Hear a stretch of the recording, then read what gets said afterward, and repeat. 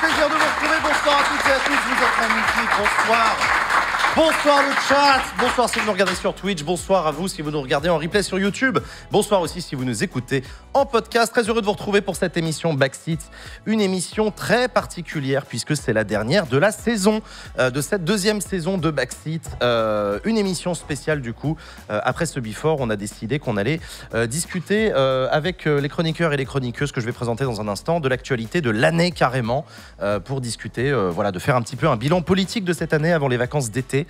Voilà. Avant ça, je tiens à vous rappeler, chers amis, que nous sommes dans la dernière ligne droite du financement participatif de l'émission. Il ne reste que 9 000 € à récolter en financement participatif pour qu'on arrive enfin à rentrer dans notre budget, pour boucler le budget, pour pas être en déficit. Plus que 9 000 €, vous pouvez y arriver, on peut le faire au cours de cette émission. Je vous rappelle qu'à la fin de cette émission, pendant le quiz à la con, il y aura un tirage au sort qui sera réalisé parmi les donateurs de Backseat, qui vous permettra de remporter un t-shirt Backseat dédicacé par l'ensemble des chroniqueurs et des chroniqueuses. D'ailleurs, est-ce que vous pouvez me les apporter en plateau, s'il vous plaît, les t-shirts? Il y a quelqu'un du côté de la régie? Je peux y aller. Non, mais il y a Laurent qui est en train de courir. Il va nous apporter les t-shirts. Parce que du coup, vous allez les signer pendant l'émission. Parce qu'on s'est dit que voilà, vous alliez bosser au moins pour une fois. On a 10 t-shirts à signer, du coup. 10 t-shirts à signer. Ouais, si vous avez un marqueur ou un truc qui y ressemble. Non, mais il faut justifier les salaires, t'as raison. Ouais, non, là, c'est un peu... Ça va, toi, la grève? On va en reparler. Donc, du coup, voilà, ces t-shirts-là, ils vont être dédicacés par tous les chroniqueurs et vous allez le recevoir chez vous. Ce sera un tirage au sort qui sera effectué parmi les donateurs et les donatrices de Kiss Kiss Bank Bank. Donc allez-y, faites un don. Si c'est pas encore le cas, faites un don. Et j'en profite pour vous inciter à faire un don régulier. C'est ce qu'il y a de mieux pour financer Backseat, parce que ça nous permet d'avoir de la prévisibilité sur le budget et par exemple de préparer une saison 3 dans de bonnes conditions, par exemple. Donc voilà, je suis autour de la table avec que des belles personnes. On est avec Malek. Salut Malek. Salut Jean. Comment salut tu vas? Salut tout le monde. Malek, ça va très bien. T'as galéré à arriver? Problème de transport en commun? Ouais. Tu peux expliquer pourquoi pour les non-parisiens qui nous écoutent? Pour le banlieusard que je suis, en ce moment, les transports, c'est compliqué avec les révoltes urbaines là, qu'on voit depuis 2 jours. Et j'ai clairement mis 2h30 pour venir. Mais tout va bien. Ouais. J'ai un truc à proposer au chat. Si on arrive à notre petite boucle du financement participatif, Tu proposes je me propose de faire une petite contrepartie, hein, c'est cadeau. Je me propose d'écrire une petite lettre d'amour à Aurore Berger. Ah oui. Ça me coûte... mais je suis prêt à le faire pour le chat. Oh, wow. Donc voilà, je compte sur vous. Ok. C'est engagé, hein. Eh ben, écoute, c'est engagé de ta part. Mais donc, si on arrive à 9 000 € à boucler notre financement participatif de la saison à la fin de cet épisode, à la fin de cette émission, Malek écrira une lettre d'amour à Aurore Berger. Malek, Ce sera délégué. posté sur Twitter et sur Instagram. Ouais. Tu es conseiller en communication politique et chroniqueur d'actualité, notamment sur Backseat. Exact. Très heureux de t'accueillir pour cette dernière émission de l'année. On est aussi avec Sacha. Salut Sacha. Salut Jean. Sacha, tu es journaliste au JDD. Absolument. Comment ça va? C'est la grève. Bah, c'est la grève, ouais. Je précise qu'il y avait une soirée, un meeting de soutien aux journalistes en grève du JDD qui était organisé il y a 2 jours. Que tu as accepté d'animer Sur ta dans proposition, ta grande ouais. bonté, ouais. Oui, non, Ouais, j'étais ouais. très content de l'animer et c'était, sache-le, Sacha, très émouvant de te voir avec tous tes collègues de la rédaction du JDD sur scène dans ce moment de solidarité, parce qu'il y avait beaucoup de monde, plus de 1000 personnes qui étaient là. Vous étiez très nombreux aussi sur Twitch à suivre ce meeting de soutien aux journalistes du JDD et pour l'indépendance des médias. Donc ouais, en ce moment, j'imagine que ça doit pas être facile. Non, je découvre la grève du coup et je découvre à quel point la grève est épuisante. Ouais, C'est fatigant, je le savais pas. Je pense qu'on bosse plus maintenant que... Rigole pas. Ça te fait marrer, Usul. C'est toute l'année, c'est la grève, c'est les branleurs. Non, c'est pas vrai. Ah, non, j'ai Et là, jamais ils dit ça. découvrent la grève. Jamais. Non, j'ai jamais dit ça. Je réfute complètement. Non, mais voilà, du coup, on découvre les AG, on découvre les décisions qu'on prend tous ensemble, les commissions, les sous-commissions, les 55 conversations WhatsApp, Ouais. etc. Non, c'est... En fait, cool. ce qui est bien, c'est de voir qu'on a tous le même objectif. Et en fait, je vais prêcher un peu pour ma paroisse, mais juste qu'on aime ou pas le JDD, je pense qu'on est dans un combat qui est un peu plus haut que le nôtre et un peu plus prenons un peu plus de recul sur nos emplois. Enfin, je pense qu'on ne fait pas grève pour sauver nos emplois. Je pense qu'on fait grève pour l'indépendance de la presse. Pour la France même. Et Pour la démocratie, pour la liberté de la presse. Oui, non, mais tu... Non, voilà. Donc, du coup, donnez à Backseat. Mais si vous pouviez donner aussi à la caisse de grève, c'est super cool. Parce que, voilà, il faut que je nourrisse Scott tous les mois. Et donc voilà, donc pour ceux qui n'ont pas suivi, le journal du dimanche est actuellement, en tout cas la rédaction du journal du dimanche est actuellement en grève suite à l'annonce de la nomination par Arnaud Lagardère, l'actionnaire principal, de Geoffroy Lejeune à la tête du journal. Geoffroy Lejeune, une personnalité médiatique d'extrême droite qui jusque-là dirigeait l'hebdomadaire d'extrême droite Valeurs Actuelles. Condamné pour incitation à la haine, etc., qui a fait ce fameux dossier avec des dessins de Daniel Obono en esclave, etc. Bon. Voilà, on est sur. Juste si tu veux pas te prendre un procès pour diffamation, c'est la rédaction, enfin c'est Valeurs Actuelles qui a été condamnée sous la direction de Geoffroy Lejeune, mais Geoffroy Lejeune a été relaxé. Très bien. Voilà, non, c'est pour t'éviter un procès. Oh bah oui, si je peux éviter les procès, c'est pas plus mal. Ouais. Tu fais bien. Donc voilà. On est aussi avec toi, Usul, du coup. Oui, bonjour. Comment ça va ? Ça va. Moi, j'ai signé la pétition pour le JDD aussi, parce que bon, un journal de plus dans les mains de l'extrême droite. Est-ce qu'on a vraiment besoin de ça ? C'était pas, voilà, le JDD pour les gens qui connaissent pas, c'était un journal, qui est plutôt identifié comme très proche du pouvoir. Quand le pouvoir était aux sarkozystes, il était très proche des sarkozystes. Quand le pouvoir était à Macron, il était très proche de la Macronie. Je parlais de Sarko, moi, vraiment. Ah, pardon, non. Et du coup, il n'a pas été proche d'Hollande. Un peu moins, mais c'est plus de droite, quoi. Mais le truc, c'est que... Non, mais je me dis, tu t'imaginais il y a une semaine que tu allais signer une pétition pour soutenir le JDD un jour dans ta vie ? Non, mais la pétition, ça va, tu vois. Non, mais j'ai lu le texte, j'ai fait oui, si, c'est vrai. Non, c'est chaud quand même. Voilà, ouais. Et puis, j'étais pas le seul, il y avait la SDJ de Mediapart, enfin, il y a plein de personnalités de gauche. Il y avait Claire, il y avait Antoine, il y a eu Léa, il y a Lionel Jospin. Il y a eu Lionel Jospin. Il y a eu Bernard Cazeneuve et on a eu des nouvelles de Jean-Marc Ayrault aussi. Donc Jean-Marc Ayrault est toujours vivant. Ah, putain, c'est bien. Il a signé. Il signe des pétitions. Est-ce qu'il y avait Juliette Binoche qui a signé la pétition ?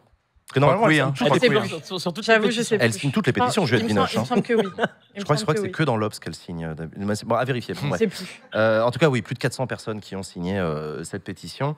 Donc, Usul, toi, la dernière, d'ouvrez les guillemets, ta chronique pour Mediapart, c'est la semaine prochaine qu'elle sort. Ça sort lundi, absolument. Ce sera la dernière de cette... voilà, on en avait parlé déjà la semaine dernière sur le plateau de Backseat. On va faire plutôt que de faire un bilan, on a déjà fait un bilan l'année dernière. Des 5 ans là, donc comment Macron c'est chaud et tout là, tu vois. Bon, je pense que tout le monde est au courant. Donc on fait plutôt de la prospective en utilisant l'IA et des NFT. Je lui ai dit mets-moi des NFT dedans là. Il me dit mais tu sais bien ce que c'est que les NFT ? Je m'en branle. Tu mets des NFT du Web 3 là, c'est ça le. C'est ça le futur. Oui. C'est le turfu, c'est l'avenir. Donc voilà, un épisode plein de NFT et de Bitcoin. Et on a hâte de le voir. Donc ça sortira lundi. Ce sera le dernier épisode d'OLG sur la chaîne YouTube de Mediapart. Oui. On est aussi avec toi, Latifa. Latifa, donc on te retrouve. Latifa, tu étais avec moi pendant ce Before. Tout à fait. Toujours directrice de l'association Le Mouvement et ancienne du Bondi Blog. Tout à fait. Ça va, toi ? Ouais, ça va super. Ton actu, donc tu nous as dit tout à l'heure, tu étais à la marche blanche à Nanterre. Oui, j'en veux. À la mémoire de Naël. J'en venais. Ouais, effectivement.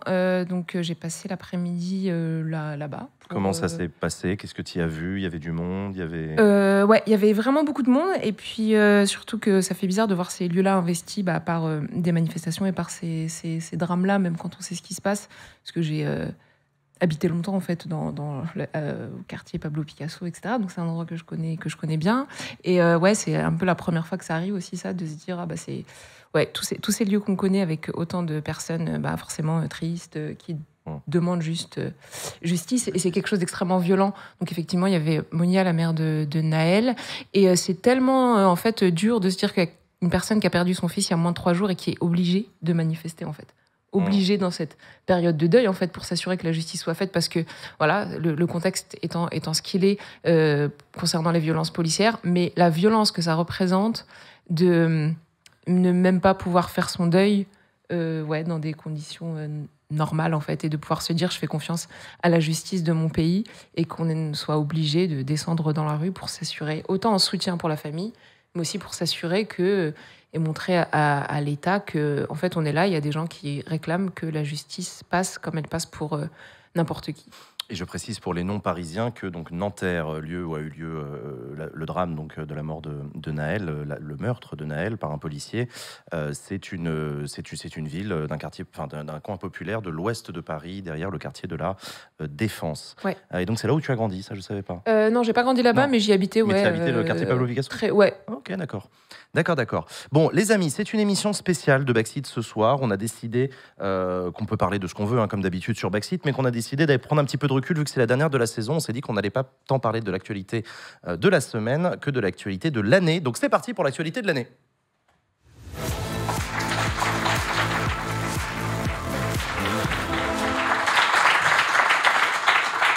Alors, si on prend un petit peu de recul sur cette année 2023, depuis janvier dernier, depuis qu'a repris la saison 2 de Backseat, il s'en est passé des choses. On en a vécu des moments assez impressionnants. Les 3 premiers mois ont été quasi intégralement consacrés à la réforme des retraites et aux mobilisations du mouvement social opposé à cette réforme, avec moult péripéties d'unions et de désunions syndicales et politiques, de cheminement chelou d'un point de vue de la procédure parlementaire. Donc, ça nous aura quand même pas mal occupé. Et puis ensuite, il y a eu les 100 jours d'Emmanuel Macron qui a voulu tourner la page. Pendant tout ce temps-là, en toile de fond, il y avait la guerre en Ukraine. Il s'est passé quand même énormément de choses. On vous a demandé, pour préparer cette émission, chacune et chacun, de nous dire quel a été l'événement ou le fait d'actualité qui vous a le plus marqué cette année et dont vous vouliez parler à l'occasion de cette dernière émission de la saison. Qui est-ce qui veut commencer? Usul, si tu veux. Tu voulais parler des méga-bassines, c'est ça? Je voulais parler de l'eau en général. Je me suis dit, je vais prendre un contre-pied parce qu'évidemment, j'ai parlé des retraites toute l'année. Voilà, j'ai parlé de... Enfin, voilà. Mais parler de l'eau, pourquoi? Parce que, alors, il y a Sainte-Soline, en effet, mais Macron avait parlé de fin de l'abondance. Mais oui. Qu'est-ce que ça veut dire la fin de l'abondance? Ça donne les méga-bassines. Donc les méga-bassines, c'est une réponse qui a été soufflée par les agriculteurs qui ont besoin de privatiser l'eau pour leur récolte. D'ailleurs, la FNSEA, qui est le syndicat des exploitants agricoles, n'est pas étrangère à la dissolution des soulèvements de la terre. On en a parlé la semaine dernière. Mais en gros, on rentre dans un moment de pénurie qui va, à mon avis, durablement changer la société. Là, on est au début de l'été. Mais cet été, on va avoir encore à nouveau des bleds. Comme l'année dernière, il y en avait déjà quelques dizaines. Je ne sais pas ceux qu'on oubliait l'année dernière. L'année dernière, on discutait des golfs qui étaient arrosés pendant que les maraîchers ils avaient des flottes et tout. Ça nous avait amusé aussi pendant un bout de l'été. Amusé là-dessus. Oui, mais je dis on, c'est moi, je faisais partie de ceux qui faisaient des blagounettes sur le simulator, machin, on rigolait, tu vois, en stream, mais c'est pas drôle. C'est pas drôle, mais en tout cas, ça va agir en effet comme un révélateur sur dans quelle société on est, qu'est-ce qui est prioritaire. Parce que quand on fait croire que de toute façon, le fameux gâteau qui est toujours plus grand, c'est pas grave si les riches s'enrichissent et peuvent toujours faire plein de trucs, puisque de toute façon, regardez, on a réglé le chômage, ils vont nous dire Macron. Là, on rentre dans un truc où il n'y aura pas plus d'eau chaque année, il va y en avoir de moins en moins. Donc on va regarder les usages d'un petit peu plus près. Et en fait, ce qu'on va regarder, c'est les rapports de force de qui a le droit de faire quoi, qui a le droit comment. Et en effet, l'année dernière, il y a eu des trucs non seulement des golfs qui continuaient d'arroser, mais parce qu'ils avaient, avec des paysans qui eux commençaient à se priver, et puis des bleds entiers dont l'eau courante était coupée, et les golfs avaient des dérogations. Voilà. Donc, est-ce qu'on est dans une société de classe? Moi, à mon sens, oui, avec des privilèges de classe, etc. Ça va se voir particulièrement quand il y a des ressources fondamentales qui vont commencer à manquer. Notamment l'eau. Et vous connaissez l'adage, l'écologie sans lutte des classes, c'est du jardinage. Voilà. Elle est connue, celle-là, oui. Elle est connue, celle-là. Yannick Jadot avait répondu, c'est bien le jardinage. Donc, c'était intéressant. D'ailleurs, je vais avoir... Attends, c'était pas sur le plateau de Backseat qu'il a dit ça? Non, c'était chez Hugo Décrypte, mais bon, tu t'es confondu avec Hugo Décrypte. Bien joué, Hugo. C'est des trucs qui peuvent arriver. Oui, même à des gens bien. Voilà. D'ailleurs, cet été, aux universités d'été d'Europe Écologie Les Verts, je vais avoir une discussion avec la tête de liste aux européennes. Normalement, c'est en discussion. Parce qu'il n'y a pas de liste unique. T'as bien vu que c'était mal barré. Oui, j'ai cru. Et on va parler écologie et lutte de classe. Et moi, c'est le moment où ça converge. Moi, ça m'obsède un peu, l'idée de faire converger un petit peu les luttes.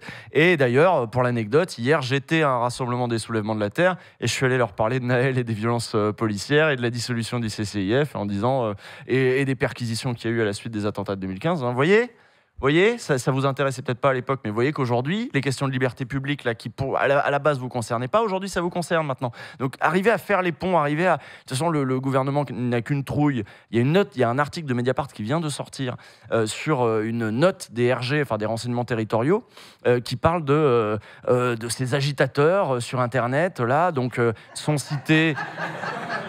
Oui, non, c'est pire que toi. Ouais, non, je me doute. C'est Kylian Mbappé. Ah ouais. Ah oui. Ah, des mecs vénères, ouais. La note s'inquiète de gens qui sont populaires dans les quartiers sensibles, etc. Et Omar Sy, tiens, on voit qu'il y a un prisme un peu, voilà. Voilà, comme quoi ils ont peur qu'il y ait une convergence des luttes. Et là, ils citent des influenceurs islamistes, des trucs comme ça, c'est-à-dire genre Siam Asbag, qui juste est une journaliste qui travaille sur les violences policières depuis des années, mais qui là, du coup, est repeinte en influenceuse islamiste.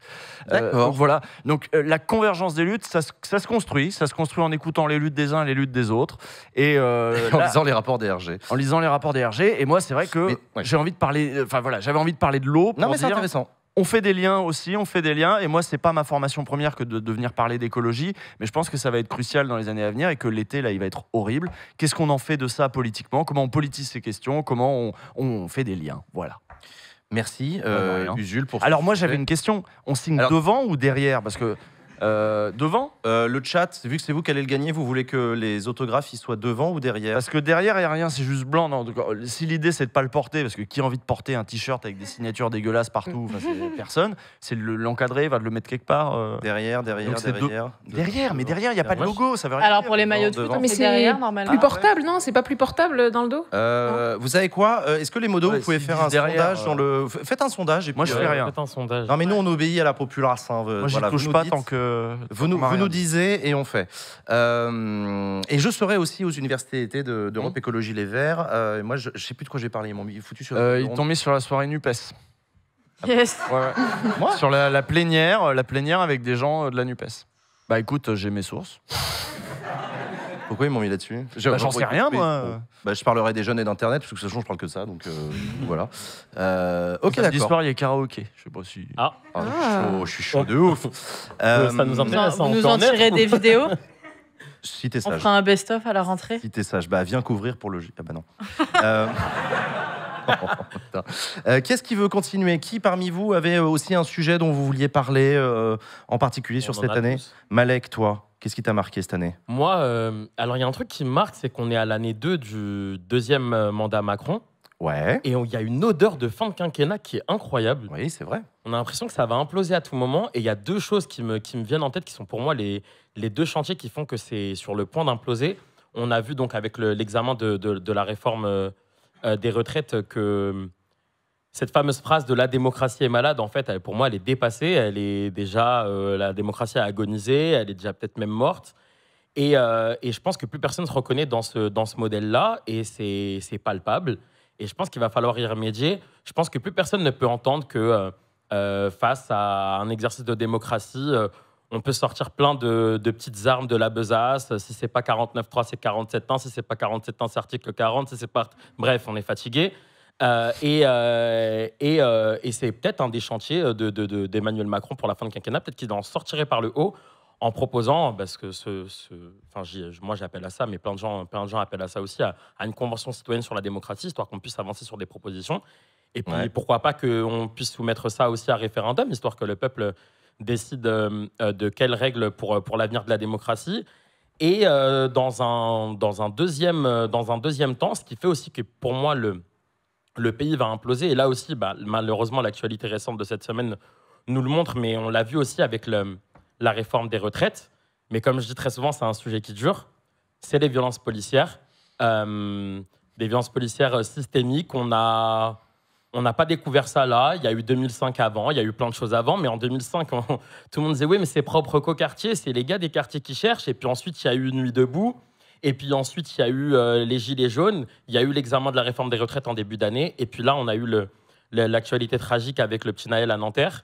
J'ai l'impression que les limites sont repoussées. Et je veux qu'on sorte en fait de ce schéma qui me saoule un peu, des ministres de l'Intérieur qui sont nommés et qui, après avoir rencontré tous les directeurs généraux de la police, de la gendarmerie, rencontre les syndicats et décide de se soumettre aux syndicats policiers parce que c'est la condition pour garder leur place et pour ne pas sauter. Et ça, c'est vraiment un truc qui me gonfle. Donc, et ce n'est pas anti-flic de dire qu'en fait, je voudrais qu'on fasse un grand chantier et qu'on retape la maison police du sol au plafond et qu'on décide de construire une police saine, un petit peu à l'image du... C'est Jean-Luc qui a dit ça, fort taper du sol au plafond. Ah ouais, là, t'as cité du Jean-Luc. Oula, notez ça. Tu rends à César ce qu'il y a à César. Hein. Et voilà, parce qu'il y a un vrai problème. Pour moi, voilà, il y a une gangrène de l'extrême droite. Il y a un vrai problème de discrimination. Il est prouvé, c'est pas moi qui le dis, c'est la défenseur des droits qui le dit. Quand on est perçu comme noir ou nord-africain, on a 20 fois plus de chances de se faire contrôler par la police. Et on voit dans quelles conditions on peut se faire contrôler.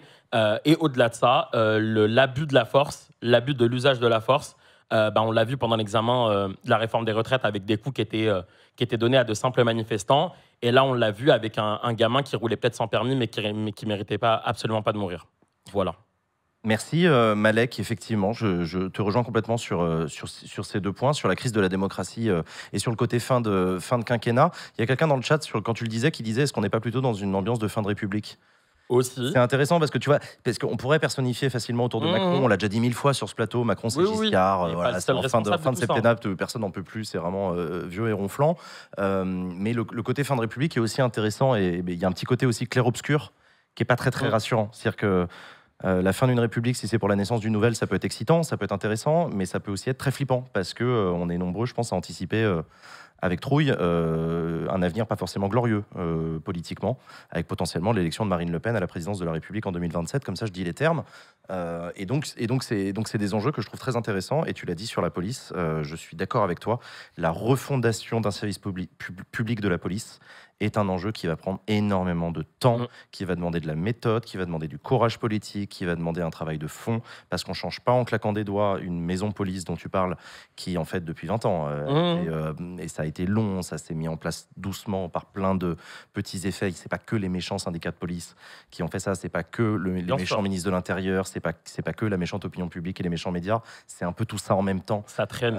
Ça traîne et voilà, c'est ça. Donc ça va prendre du temps et c'est pas en claquant des doigts. Et c'est pour ça que dans la dernière émission Backseat, sous forme de blague, je disais ouais, mais ce sera quoi un maintien de l'ordre de gauche le jour où la gauche arrivera au pouvoir? C'est une forme de pantalonnade de ma part de dire ça, mais en fait c'est pas faux, c'est que c'est des questions auxquelles il faut réfléchir. C'est-à-dire qu'arriver au pouvoir, on ne change pas en claquant des doigts des services publics. Mais on a des exemples. Hein. Mais non, mais j'allais dire que surtout la loi dont on parle dans le cas du petit Naël, c'est vraiment une loi qui a assoupli les conditions de recours aux armes à feu dans le cas de refus d'obtempérer, automobile, etc. Et c'est une loi qui a été votée sous Hollande. C'est la loi Cazeneuve. Donc c'est une loi votée par une majorité socialiste. Donc c'est ça, quand on dit à quoi ça ressemblait et qu'on se rend compte que cette loi-là a été votée sous un gouvernement de gauche, c'est pas un bon présage. Donc c'est vrai que ça... Au boulot. C'est fou, au boulot. Hein. Vous faites passer... non mais la gauche a déjà fait... je la gauche. Non. On file des t-shirts à signer. Non, mais je reviens sur ce que tu dis pour dire, tiens, tu vois, c'est un très bon exemple. L'assouplissement des règles d'usage d'armes à feu dans le cas de légitime défense des policiers, c'est typiquement le bon exemple d'une politique publique qui ne porte pas les fruits qu'on en attendait, qu'il s'agirait de changer. Ça me paraît pas impossible à faire, ça me paraît pas délirant pour un député, même de la majorité, de le dire, que tiens, il faudrait peut-être réfléchir à ce que cette législation qui date de 2017 n'était peut-être pas une très bonne législation, peut-être qu'on pourrait la changer, peut-être, enfin voilà, j'ai même pas l'impression que ce soit radical de dire ça, enfin juste il y a une loi qui est pas bonne, on la change, ciao bye en fait. On a un peu de mal avec ça, mais c'est fou. Hein. C'est vraiment quand il y a un truc qui fonctionne pas, mais bordel, tout à l'heure, tu as listé plein de petites conditions qu'il faut pour qu'on puisse changer de modèle. Mais je crois que la condition première, c'est le courage politique. Et purée, qu'est-ce qu'on en manque sur le sujet. Quand tu dis qu'on a du mal avec ça, il y a d'autres services publics sur lesquels j'en entends matin, midi et soir, qui, sur le moindre petit dysfonctionnement, vont te réclamer une réforme de grande ampleur du truc et tout. Bon, pour une fois, tu vois, il y a un côté merde. Je sais pas, c'est un manque de courage. Je pense que c'est un manque de courage, oui. Mais c'est pour ça que je m'en suis pris sur Twitter cet après-midi aux députés de la majorité en disant mais là c'est votre moment les gars. Enfin, clairement. C'est le moment de lever la main en disant bon moi je suis député, ça va être mon rôle, je vais le dire. Voilà, je pense qu'il va falloir un peu bouger sur ce sujet-là. Il y a un rapport de force quand tu parles de courage. Son rôle. Oui, mais oui. Il y a un rapport de force avec les syndicats de police. Bon, là, en l'occurrence, en 2017, avec Cazeneuve, on sortait de Magnanville et de cette séquence aussi de 2015, des attentats, etc. Je crois qu'à un moment, il y a eu un chèque en blanc qui a été fait en mode oui, ok, c'est chaud, on vous donne ça. Les syndicats étaient en position de demander et puis les autres, ils ont cédé. Et entre-temps, on s'est retrouvé avec la fameuse séquence avec, bon, évidemment, Gilets jaunes, etc. Et on se retrouve avec Castaner qui dit, bon, quand même, après l'affaire Chouviat, je crois, la clé d'étranglement, on arrête. Et là, les syndicats de police, justement, montent au créneau de malades, ils jettent leurs menottes par terre, ils font des manifs sauvages. Ils font des manifs non déclarés. Non déclarés. Il faut envoyer qui dans ce cas-là, hein? Faut envoyer qui? Et donc, du coup, le truc, c'est que bon, Macron s'est mis dans la main des syndicats de police à partir du moment où la police a été, de toute façon, la seule réponse à tous les autres mouvements sociaux. Donc, il ne peut pas se passer de la police, il ne peut pas se payer le luxe d'une fronde policière. Il y a déjà eu des frondes policières. Il y en a qui ont été calmées aussi. Hein. Il y en a qui ont été calmées. C'est ça aussi la République. La République, c'est de calmer ses flics. Puis quand Pierre Jox... Jox. Oui, alors on remonte un petit peu, mais quand Pierre Jox impose une charte déontologique, c'était la première fois. Ouais. Première fois qu'on impose aux policiers d'avoir de la déontologie.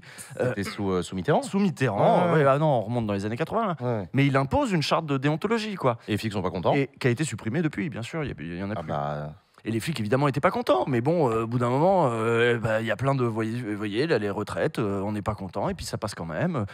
Voilà. Est-ce que les flics sont au service de la République ou est-ce qu'ils sont au service de leurs petites corporations et de leurs petits avantages? Ouais, d'ailleurs, là, on dit que la loi Cazeneuve, elle a été obtenue justement par pression en fait, des policiers pour, entre guillemets, les récompenser parce que c'est compliqué, etc.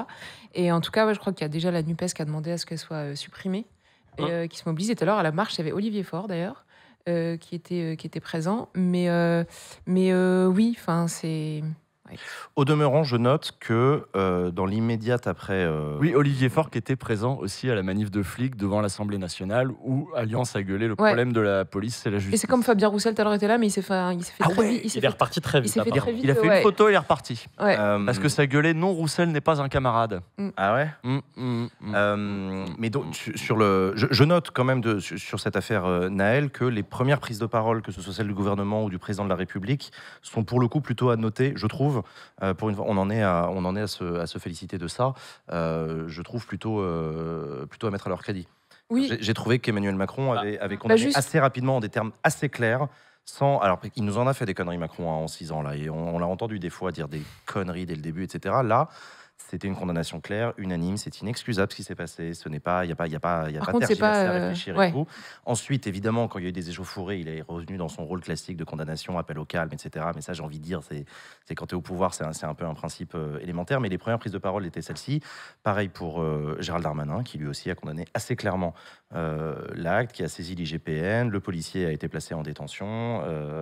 C'est juste le côté inexplicable que Macron a utilisé qui n'est pas... le mieux.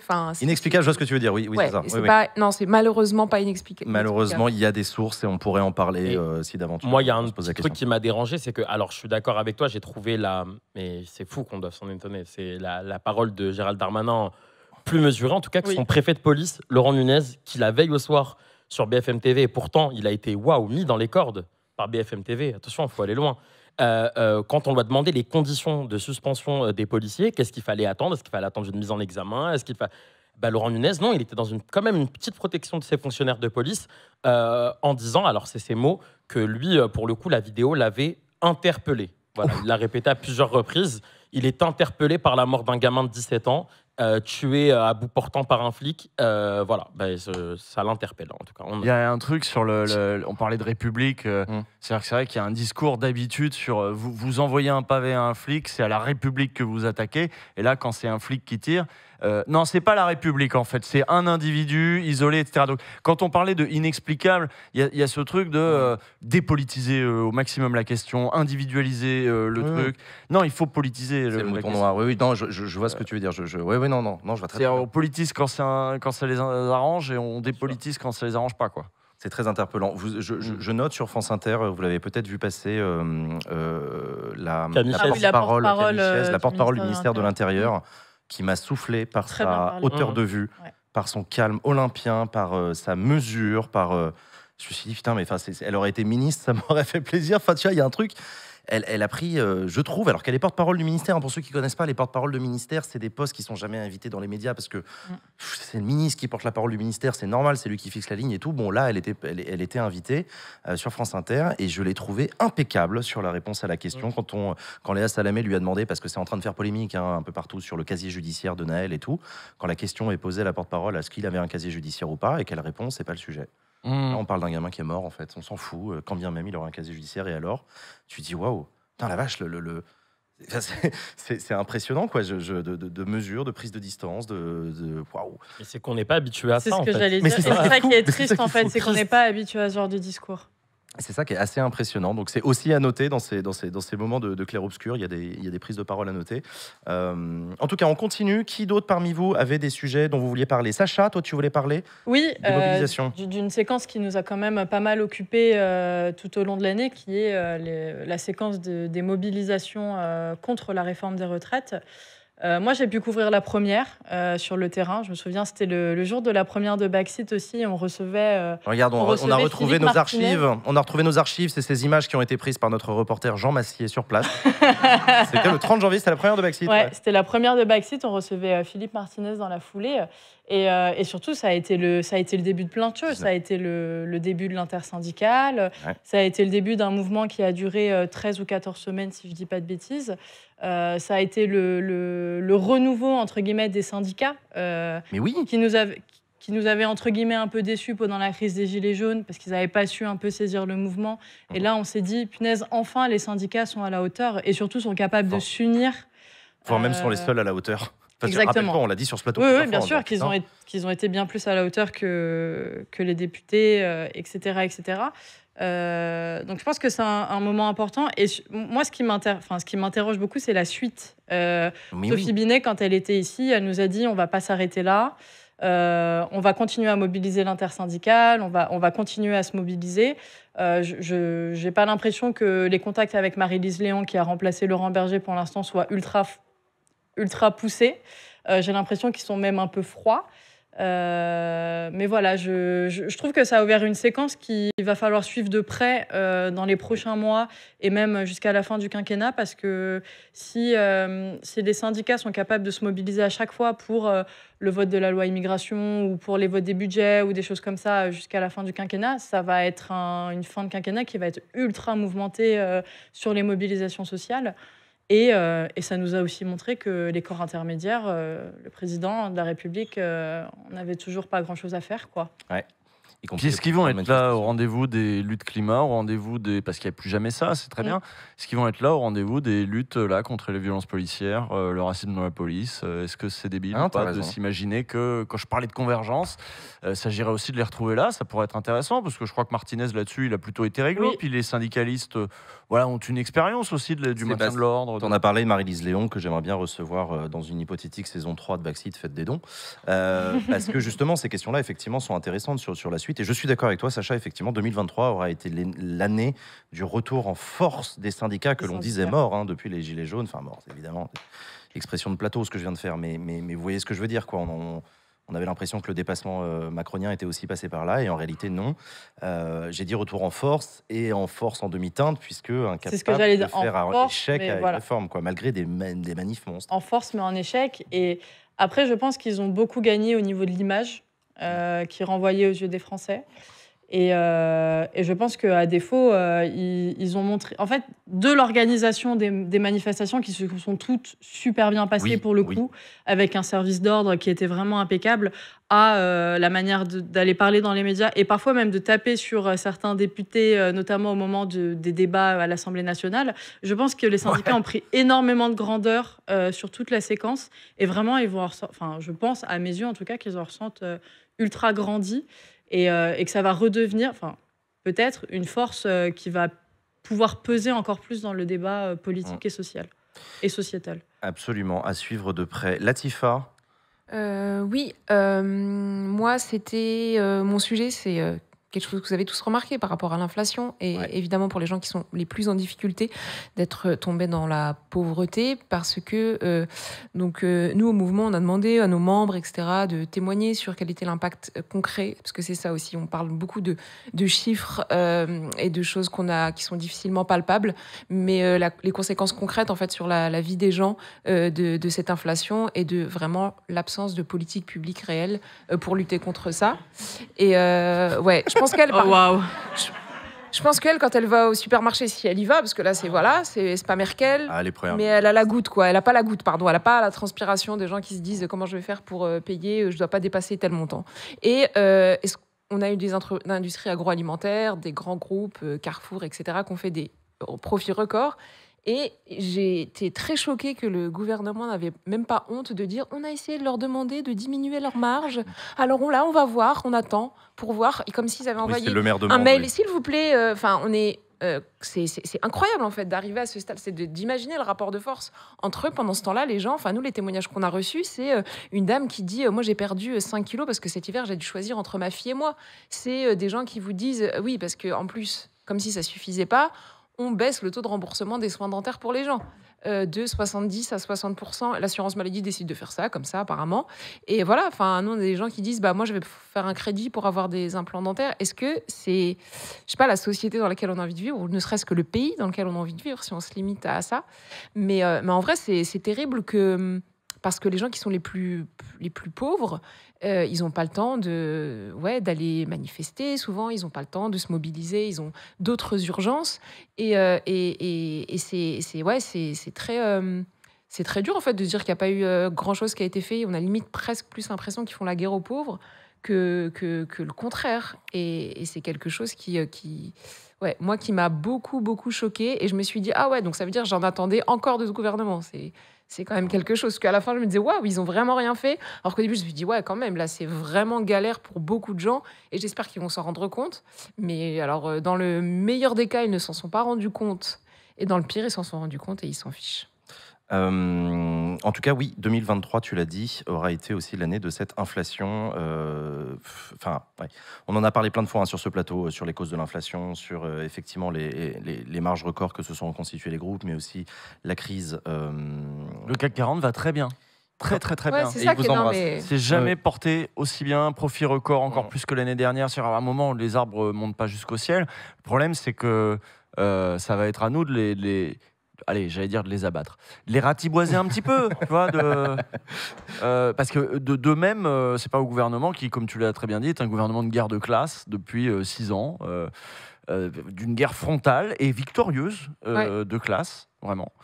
Je parlais de phénomène de l'inflation dont on avait déjà eu l'occasion de parler entre la guerre en Ukraine, les tensions sur les prix de l'énergie partout en France, la question climatique aussi qui a joué, et au bout du coup, la difficulté d'agir pour le gouvernement, même si le gouvernement se gargarise d'avoir réussi à agir mieux que nos voisins européens. C'est terrible en France, mais c'est pire ailleurs. Je n'ai toujours pas compris en quoi c'était un très bon élément de langage, ça, mais il continue à le dire à chaque fois. Bon, pourquoi pas. Pourtant, Olivia Grégoire continue de l'utiliser. Elle ne veut pas le lâcher. C'est... Olivia Grégoire, qui, je le dis en petite... Parce qu'il faut balancer aussi des petites insides, elle m'a pas salué en repartant de l'émission. Voilà. Ouais. Et je l'ai mal pris. De quoi, Olivia Grégoire, quand t'étais là? Mais non. On a plein de petites anecdotes comme ça, si vous voulez. On va peut-être en parler et pas sympa. Dans la deuxième partie de l'émission, on en parlera peut-être, si vous êtes sage. Oui. Et si vous donnez de l'argent, je précise qu'on est arrivé à 80% de la barre de financement, chers amis. Énorme. Merci beaucoup. On va y arriver.